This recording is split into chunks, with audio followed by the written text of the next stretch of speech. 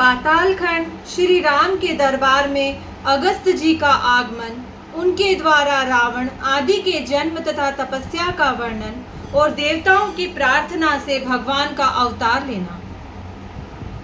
शेष जी कहते हैं, एक बार एक नीच के मुख से श्री सीता जी के अपमान की बात सुनकर धोबी के आक्षेपपूर्ण वचन से प्रभावित होकर श्री रघुनाथ जी ने अपनी पत्नी का परित्याग कर दिया। इसके बाद वे सीता से रहित एकमात्र पृथ्वी का, जो उनके आदेश से ही सुरक्षित थी, धर्मानुसार पालन करने लगे। एक दिन महामति श्री रामचंद्र जी राजसभा में बैठे हुए थे। इसी समय मुनियों में श्रेष्ठ अगस्त ऋषि, जो बहुत बड़े महात्मा थे, वहां पधारे। समुद्र को सोख लेने वाले उन अद्भुत महर्षि को आया देख महाराज श्री रामचंद्र जी ने अर्घ्य लिए संपूर्ण सभासदों तथा गुरु वशिष्ठ के साथ उठकर खड़े हो गए। फिर स्वागत सत्कार के द्वारा उन्हें सम्मानित करके भगवान ने उनकी कुशल पूछी और जब वे सुखपूर्वक आसन पर बैठकर विश्राम कर चुके तो श्री रघुनंदन ने उनसे वार्तालाप आरंभ किया। श्री राम ने कहा, महाभाग कुंभज, आपका स्वागत है। तपोनिधे, निश्चय ही आज आपके दर्शन से हम सब लोग कुटुंब सहित पवित्र हो गए। इस भूमंडल पर कहीं कोई भी ऐसा प्राणी नहीं है जो आपकी तपस्या में विघ्न डाल सके।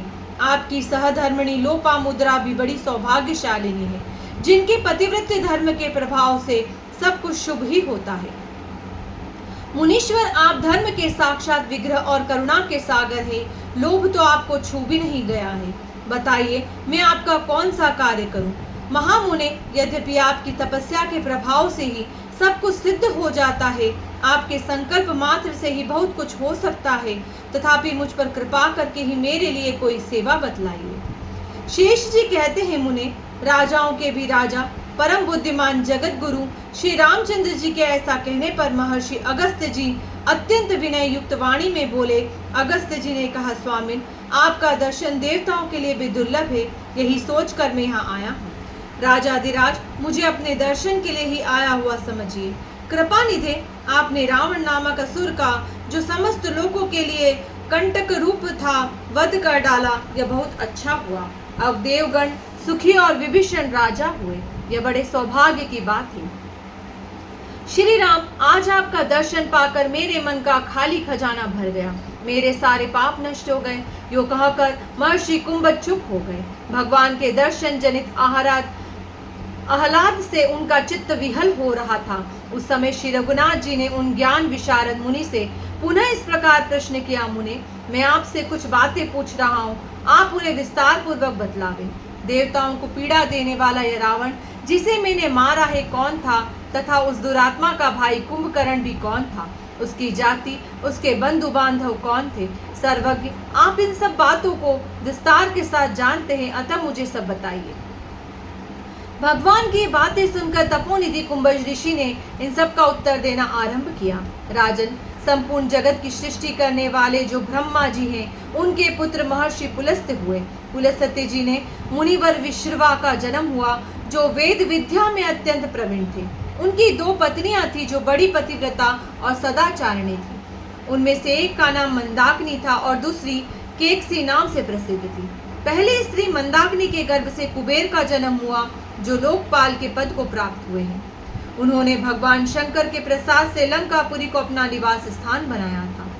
केकसी विंधुनमाली नामक दैत्य की पुत्री थी। उसके गर्भ से रावण, कुंभकर्ण तथा पुण्यात्मा विभीषण, ये 3 महाबली पुत्र उत्पन्न हुए। महामते, इनमें रावण और कुंभकर्ण की बुद्धि अधर्म में निपुण हुई, क्योंकि वे दोनों जिस गर्भ से उत्पन्न हुए थे, उसकी स्थापना संध्या काल में हुई थी। एक समय की बात है, कुबेर परम शोभायमान पुष्पक विमान पर आरूढ़ हो माता पिता का दर्शन करने के लिए उनके आश्रम में गए। वहां जाकर वे अधिक काल तक माता पिता के चरणों में पड़े रहे। उस समय उनका हृदय हर्ष से विहल हो रहा था और संपूर्ण शरीर में रोमांच हो आया था। वे बोले, माता और पिताजी, आज का दिन मेरे लिए बहुत ही सुंदर था, महान सौभाग्यजनक फल को प्रकट करने वाला है, क्योंकि इस समय मुझे आपके इन युगल चरणों का दर्शन मिला है, जो अत्यंत पुण्य प्रदान करने वाला है। इस प्रकार स्तुति युक्त पदों से माता पिता का स्तवन करके कुबेर पुनः अपने भवन को लौट गए। रावण बड़ा बुद्धिमान था। उसने कुबेर को देखकर अपनी माता से पूछा, माँ, ये कौन है जो मेरे पिताजी के चरणों की सेवा करके फिर लौट गए हैं? इनका विमान तो वायु के समान वेगवान है। इन्हें किस तपस्या से ऐसा विमान प्राप्त हुआ है? शेष जी कहते हैं, मुने, रावण का वचन सुनकर उसकी माता रोष से विकल हो उठी और कुछ आंखें टेढ़ी करके अनमनी होकर बेटे से बोली, अरे मेरी बात सुनो, इसमें बहुत शिक्षा भरी हुई है। जिनके विषय में तू पूछ रहा है वे मेरी सौत की कोख के रत्न कुबेर यहाँ उपस्थित हुए थे, जिन्होंने अपनी माता के विमल वंश को अपने जन्म से और भी उज्जवल बना दिया। परंतु तू तो मेरे गर्भ का कीड़ा है, केवल अपना पेट भरने में ही लगा हुआ है। कुबेर ने तपस्या से भगवान शंकर को संतुष्ट करके लंका का निवास, मन के समान वेगशाली विमान और तथा राज्य और संपत्तियां प्राप्त की है। संसार में वही माता धन्य, सौभाग्यवती तथा महान अभ्युदय से सुशोभित होने वाली है, जिसके पुत्र ने अपने गुणों से महापुरुषों का पद प्राप्त कर लिया हो। रावण दुरात्माओं में सबसे श्रेष्ठ था। उसने अपनी माता की क्रोधपूर्ण वचन सुनकर तपस्या करने का निश्चय किया और उससे कहा, रावण बोला, माँ, कीड़े की सी हस्ती रखने वाला वह कुबेर क्या चीज है? उसकी थोड़ी सी तपस्या किस गिनती में है? लंका की क्या बिसात है तथा बहुत थोड़े सेवकों वाला उसका राज्य भी किस काम का है? यदि मैं अन्न, जल, निंद्रा और क्रीड़ा का सर्वदा परित्याग करके ब्रह्मा जी को संतुष्ट करने वाली दुष्कृत तपस्या के द्वारा संपूर्ण लोकों को अपने वश में न कर लूं, तो मुझे पितृलोक के विनाश का पाप लगे। तत्पश्चात कुंभकर्ण और विभीषण ने भी तपस्या का निश्चय किया। फिर रावण अपने भाइयों को साथ लेकर पर्वतीय वन में चला गया। वहां उसने सूर्य की ओर ऊपर दृष्टि लगाए एक पैर से खड़ा होकर 10,000 वर्षों तक घोर तपस्या की। कुंभकर्ण ने भी बड़ा कठोर तप किया। विभीषण तो धर्मात्मा थे, अतः उन्होंने उत्तम तपस्या का अनुष्ठान किया। तदंतर देवादिदेव भगवान ब्रह्मा जी ने प्रसन्न होकर रावण को बहुत बड़ा राज्य दिया और उसका स्वरूप तीनों लोकों में प्रकाशमान एवं सुंदर बना दिया, जो देवता और दानव दोनों से सेवित था। कुबेर की बुद्धि सदा धर्म में ही लगी रहती थी। रावण ने वन पाने के अनंतर अपने भाई कुबेर को बहुत सताया, उनका विमान छीन लिया तथा उनकी लंका नगरी भी हठात अधिकार जमा लिया। उसने समस्त लोगों को संताप पहुंचाया। देवता स्वर्ग से भाग गए। उस निशाचर ने ब्राह्मण वंश भी विनाश किया और मुनियों की तो वह जड़ ही काटता फिरता था। तब उसके अत्याचार से अत्यंत दुखी होकर इंद्र आदि समस्त देवता ब्रह्मा जी के पास गए तथा दंडवत प्रणाम करके उनकी स्तुति करने लगे। जब सबने आदर पूर्वक प्रिय वचनों द्वारा उनका स्तवन किया तो भगवान ब्रह्मा ने प्रसन्न होकर कहा, देवगण, मैं तुम्हारा कौन सा कार्य करूं? तब देवताओं ने ब्रह्मा जी से अपना अभिप्राय निवेदन किया। रावण से प्राप्त होने वाले अपने कष्ट और पराजय का वर्णन किया। उनकी बातें सुनकर ब्रह्मा जी ने क्षण भर विचार किया। फिर देवताओं को साथ लेकर वे कैलाश पर्वत पर चले गए। उस पर्वत के पास पहुंचकर इंद्र आदि देवता वहां की विचित्रता देखकर मुग्ध हो गए और खड़े होकर उन्होंने शंकर जी की इस प्रकार स्तुति की, भगवान, आप भव उत्पादक, सर्व संहारक तथा नीलग्रीव कंठ में नील चिन्ह धारण करने वाले आदि नाम से प्रसिद्ध है। आपको नमस्कार है। स्थूल और सूक्ष्म रूप धारण करने वाले आपको प्रणाम है तथा अनेकों रूपों में प्रतीत होने वाले आपको नमस्कार है। सब देवताओं के मुख से यह स्तुति युक्त वाणी सुनकर भगवान शंकर ने नंदी से कहा, देवताओं को मेरे पास बुला लाओ। आज्ञा पाकर नंदी ने उसी समय देवताओं को बुलाया। अतः अंतःपुर में पहुंचकर उन्होंने आश्चर्यचकित दृष्टि से भगवान का दर्शन किया। देवताओं के साथ प्रणाम करके ब्रह्मा जी शिव जी के सामने खड़े हो गए और उन देवेश्वर से बोले, शरणागत वत्सल महादेव, आप देवताओं की अवस्था पर दृष्टि डालिए और उनके ऊपर कृपा कीजिए। दुष्ट राक्षस रावण का वध करने के लिए जो उद्योग हो सके वह कीजिए। ब्रह्मा जी के दैन्य और शोक से युक्त वचन सुनकर शंकर जी भी देवताओं के साथ भगवान श्री विष्णु के स्थान पर आए।